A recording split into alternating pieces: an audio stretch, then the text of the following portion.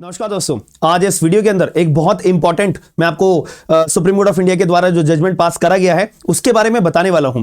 आज का ये जो मेरा वीडियो है ये बहुत सारे लोगों के मन के डाउट क्लैरिफाई करेगा, बहुत सारे लोगों के मन के जो क्वेरीज हैं उनको रिजॉल्व करेगा। और आज का ये जो वीडियो है और जो सुप्रीम कोर्ट ऑफ इंडिया के द्वारा कंफ्यूजन बहुत बड़ी अपनी क्लैरिफाई करी गई है, आप लोगों को जरूर पसंद आएगी। तो आप लोगों को क्या मानना होगा एक बार कमेंट बॉक्स के अंदर जरूर बताइएगा।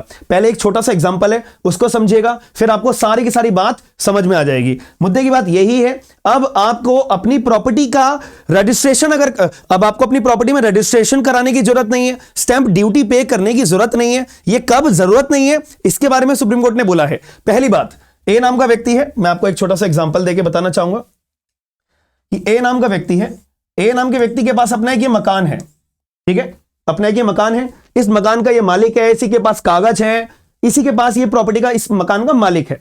अब एक बी नाम का व्यक्ति है, बी नाम का व्यक्ति जो है ना ए नाम के व्यक्ति के मकान में बिना वजह एंटर कर जाता है, ठीक है। अब आपके मकान में कोई बिना वजह आपके मकान में अगर मैं आपके घर में घुसने लग जाऊं, एंट्री करने लग जाऊं, तो आपको अच्छा लगेगा? नहीं, आप गुस्सा होगे ना मुझसे।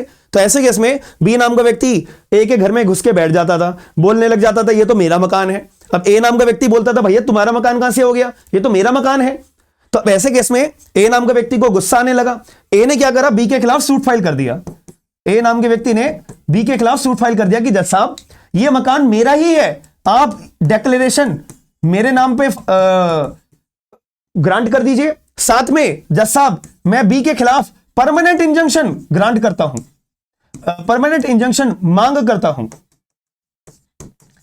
कि आगे से जज साहब ये मकान मेरा ही है, आप ये डिक्लेयर कर दीजिए। साथ में बी नाम का व्यक्ति मेरे मकान के अंदर मेरे इजाजत के बगैर एंटर नहीं होना चाहिए। ये परमानेंट इंजंक्शन बी के खिलाफ मैं इस दो रेमेडी आपसे मांगने के लिए आया हूं, आप मेरे फेवर में ये चीज ग्रांट कर दीजिए। जैसे ये सूट फाइल हुआ, बी नाम के व्यक्ति को मन में डर लग गया कि यार अब मेरे खिलाफ तो सूट फाइल हो गया है। तो घर जाने के बाद, जब ये सूट फाइल होने के बाद, बी नाम के व्यक्ति ने ए को अपना फोन लगाया, हेलो। तो बी नाम के व्यक्ति ने बोला भाई यार मैं तेरे से माफी चाहता हूं, ये मकान तेरा ही है, ये बात सच्ची है, मैं तो बस तेरे से ऐसे ही पंगे कर रहा था, मैं तो तेरे को बस ऐसे ही परेशान कर रहा था तेरे घर में एंट्री करके, ये मकान तेरा ही है तो टेंशन मत ले, तूने जो मेरे खिलाफ सूट फाइल करा है ना यार, उस सूट को वापसी ले ले। तो ऐसे सिचुएशन में ए नाम के व्यक्ति ने बोला ठीक है।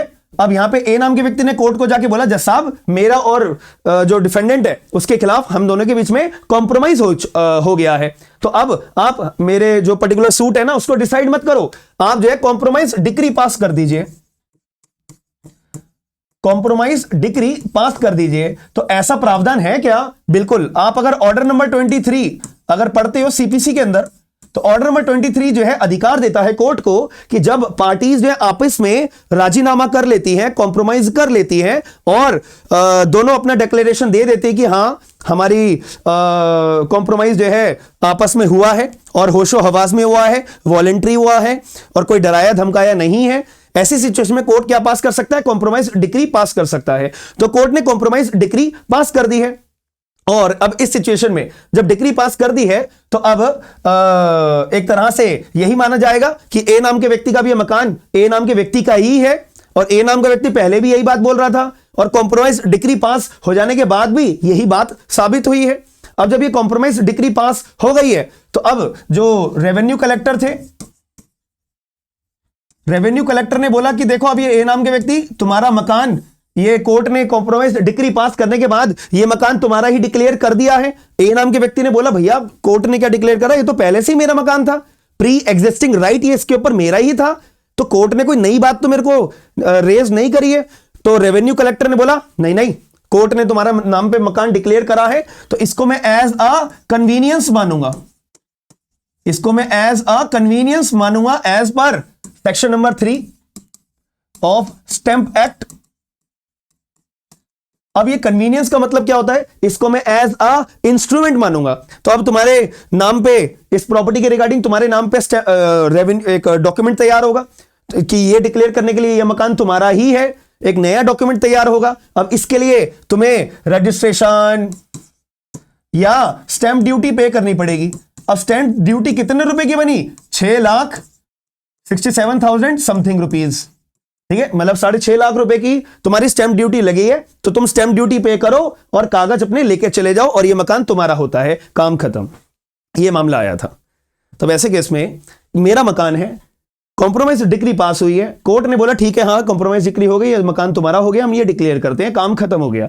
अब इसके रिगार्डिंग क्या मेरे को दोबारा अपनी प्रॉपर्टी जो मेरी ऑलरेडी है, जो राइट मेरा एग्जिस्टिंग है, प्री एग्जिस्टिंग राइट जो मेरा है, वही कॉम्प्रोमाइज डिग्री के अंदर सेम आया है, अब उस राइट को क्लेम करने के लिए क्या मुझे रजिस्ट्रेशन कराना पड़ेगा, दोबारा स्टैंप ड्यूटी दोबारा पे करनी पड़ेगी? नो। सुप्रीम कोर्ट ने बोला अब इस सिचुएशन में ये जो स्टैंप ड्यूटी है ये गलत है, तो ए नाम के व्यक्ति को अब कोई स्टैंप ड्यूटी पे करने की जरूरत नहीं है, क्योंकि कॉम्प्रोमाइज डिग्री के अंदर कोई नया राइट क्रिएट नहीं हुआ है, प्री एग्जिस्टिंग राइट ही यहां पे डिक्लेयर करा गया है। जो प्रॉपर्टी ए नाम के व्यक्ति के पहले थी वही कोर्ट ने बोला अब भी है, तो कोई नया राइट क्रिएट नहीं हुआ है। अगर कोई नया राइट यानी कि बी नाम के व्यक्ति के, अगर बी नाम के व्यक्ति के नाम अगर प्रॉपर्टी कोर्ट डिक्लेयर कर देता, देन उस केस में बी नाम के व्यक्ति के नाम पे नया कन्वीनियंस बनता as per section 3 of stamp act 1899।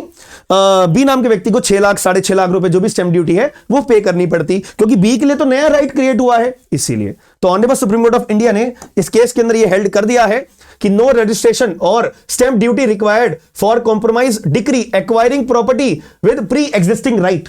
जो अधिकार आपका पहले था वही अब कोर्ट ने अब भी वही अधिकार आपको डिक्लेयर करा है। इन सिचुएशन आपको प्रॉपर्टी का रजिस्ट्रेशन नहीं कराना, प्रॉपर्टी के रिगार्डिंग स्टैंप ड्यूटी पे नहीं करनी है, दैट्स इट।